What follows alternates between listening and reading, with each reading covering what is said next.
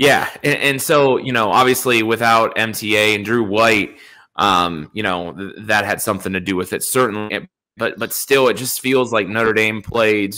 And like I say, I don't know the number, but it feels like they played at least they're too deep at every position, and played about 20, 22 guys somewhere in that ballpark.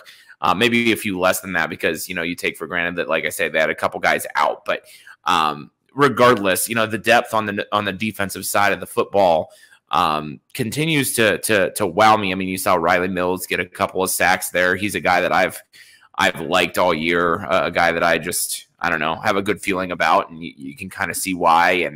And certainly he, you know, got in there quite a bit because of MTA's absence as well. So, you know, it's just interesting sometimes to see the personnel groupings, you know.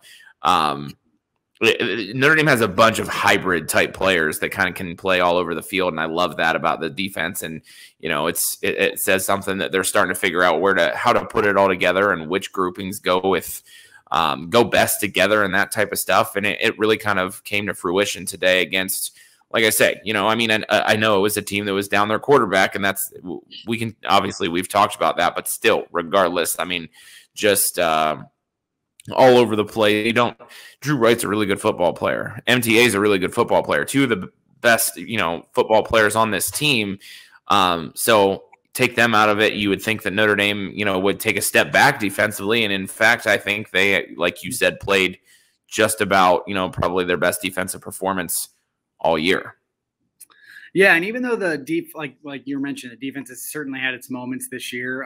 You know, injuries play a factor. Missing, you know, three linebackers from the beginning of the season. You're out Kyle Hamilton. Now you're out, you know, MTA and Drew White today as well. But you know, to your point in regards to, you know, just the depth overall from the defense. I mean, you saw Prince Colley get in there a little bit at the end as well. We've already mentioned the safety position, how it seems to be possibly trending up, at least as of today or from today's game. And then the defensive line just has guy after guy. I mean, if it's not Justin Amaloa, it's Nana Osafa-Mensah. If it's not MTA or Kurt Heinisch, it's Jason Adamalola or Riley Mills, like you mentioned today, or Jacob Lacey, or, you know, Howard Cross. And I know Isaiah, I haven't even mentioned probably the best player in Isaiah Foskey, and Jordan Patello had a great play last week against Navy. And, you know, Kahanu Kia at Viper is getting in on special teams and making big time hits. And, you know, he's not necessarily in the defensive system yet, but I just named off like 15 dudes just off the top of my head. And that's really what, you know, the defense might not be there yet this year because of some injuries, you know, but you certainly see it for the future. That's certainly the case. And, you know, Ben, it's crazy, man. Every week I don't want to convince myself that Notre Dame has a chance to make the college football playoff. And then every week someone in front of them loses. You know, whether it's Oklahoma this week or Michigan State last week, Michigan losing to Michigan State the week prior to that, even though they ended up moving up in the rankings somehow. You know, Ohio State has looked shaky at times.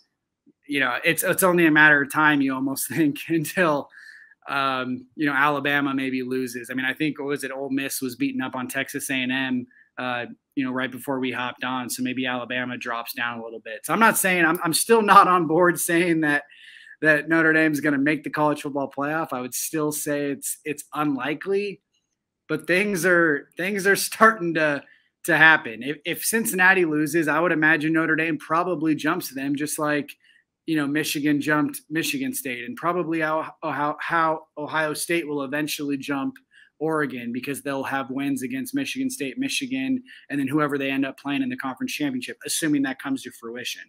So it's, again, not saying it's going to happen, but if you would have asked me 4 weeks ago if there was a path for it, I would have said it's very, very unlikely, but some of those very unlikely things are starting to happen. I lose track of where were they last week? 9th? Is that where they were? 9th, and now they'll, assuming, move up to 8th for sure. Yeah, so they're at least at 8th. You know, we'll see what happens. Oregon and Washington State is on, you know, at the moment. But so at least to 8th, and then next week when Michigan State and Ohio State play, one of those two teams picks up their second loss. So there they are on up to 7th. At some point, Georgia and Alabama are going to play, and so if Georgia wins that game, Alabama's then sitting there with 2 losses. So I mean, you start to kind of look at the teams ahead of them, and at least 2 or 3 of them are going to end up with 2 losses before the end of the year. You would think so. And then obviously Ohio State and Michigan play. Well, there's the second loss for one of those 2 teams. I mean, it's not out of the realm of possibility. I was on our good friend Jack Lineart's podcast this week, and just kind of said that. I don't know how I feel about a potential like 1-4 Notre Dame Georgia matchup in the playoff. I almost would rather just go to a New Year's Six bowl and win it than potentially going to the college football playoff and losing again.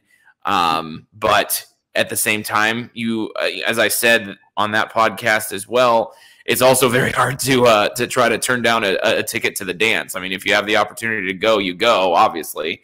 And I don't know. So you're right. It's almost a little bit early still to be talking about it. And I don't know. I'm with you. Like, I don't want to think that Notre Dame is a college football playoff contender, but like, it's weird because it seems like every other year we're kind of thinking about what the scenario is because we think they can get in and they've got a chance. And this year was kind of the reverse, when they lost to Cincinnati, and even before they lost to Cincinnati, they looked like they were, this is not a college football playoff team. Like, I don't even want that. And now it's like the script is starting to flip back to what we've almost become accustomed to as Notre Dame fans. But I don't know. It'll be interesting to see how it all shakes out. I mean, college football is just chaotic in general. So, leave it to be this year. I mean, not that I think this will happen, but I mean, a year where Notre Dame was terrible at the beginning, and this is the year that somehow they get hot really at the end and sneak in and then get into the national championship game or something. That would be something else. But anyway, that's it for my speculation on that topic. Yeah, it also would be. It would just seems like it'd be the year that they would somehow win their first playoff game too, for whatever reason, just because of the landscape of college football right now. But at the same time, with that said, I mean, if they do end up making it, they'll probably make it as a 4 seed, and playing Georgia does not sound fun with their defense. I mean, I would maybe make the argument that their offense isn't anything spectacular, and that might play in the hands of Notre Dame where it's a close game. I think we talked about this last week, actually. Where Notre Dame, I think, at least from a keeping it close standpoint, might actually match up well with Georgia. And you never know in a close game, but at the same time, I mean, playing their defense in general is doesn't sound fun for specifically for Jack Cohn, probably with some of the struggles he has when the offensive line doesn't give him time to throw, and sometimes even when they do give him time to throw. But we're definitely getting some comments here. I'm sure you're seeing these. A lot of people are hating on the quote unquote conservative play from Notre Dame today, and the fact that they didn't end up getting to that maybe 45-3 thumping or anything like that. But I usually agree with that mindset, especially, and again, I keep saying this, but in today's college football landscape, I mean, I do think blowing a team out means something at times, and not winning some of these close games. I mean, I think you're seeing that, with the Michigan State thing. Just as an example, I know Michigan maybe hasn't blown out every team they've played, but the College Football Playoff Committee clearly feels that Michigan has had a better season so far, even with the loss head-to-head to Michigan State. And they proved that, this week when they made their rankings.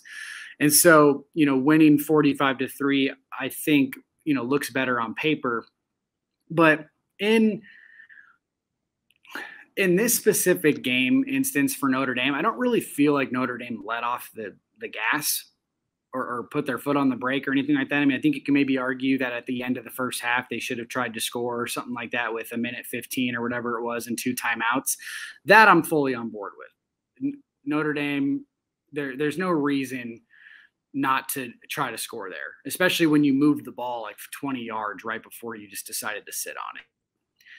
But at the end of the game, you had the fumble with Buckner and Diggs when they were trying to score. That would have made it 35-3 right there. And then on the drive right before that, when they gave the ball back to Cincinnati, or I almost said Cincinnati because we're talking about college football playoff stuff, but when they gave the ball back to Virginia, they went for it on 4th down and just didn't get it. And then, Cone threw a pick on one drive. So I didn't really feel like it was just like this conservative play calling that kept Notre Dame out of the end zone. I thought that there was just some interesting tough luck, but at the same time, it just felt like a dominating victory. So it wasn't one of those things where personally, from my standpoint, I felt like there was anything wrong with what Notre Dame did today. Yeah, I agree with that. I mean, they certainly left points on the board. First drive of the game continues to drive me nuts. Just in general, as a Notre Dame fan, I'm not even just talking about only this game. It just sort of seems like how many times is Notre Dame going to move the ball a lot, here second half of the season, move the ball a lot on the first drive of the game and go down and just do something stupid like sneak the ball on 4th and 1.5 or miss a field goal or whatever the situation is. I don't know. There were points to be had out there, and I don't think, a little bit better of execution in a couple of different situations. And, we're talking about a score in the 40s more than likely, or at least the high 30s. And then I don't think people are really complaining even about the play calling before the half, which, I'll call that kind of weird because they ran the first, I don't have a problem with running the first run play to, get the clock moving a little bit, because then if things go real poorly for you, you can just kind of, sit on it and run the clock out. But they picked up 6 or 7 yards. They picked up, the first down on the next play after that, I think.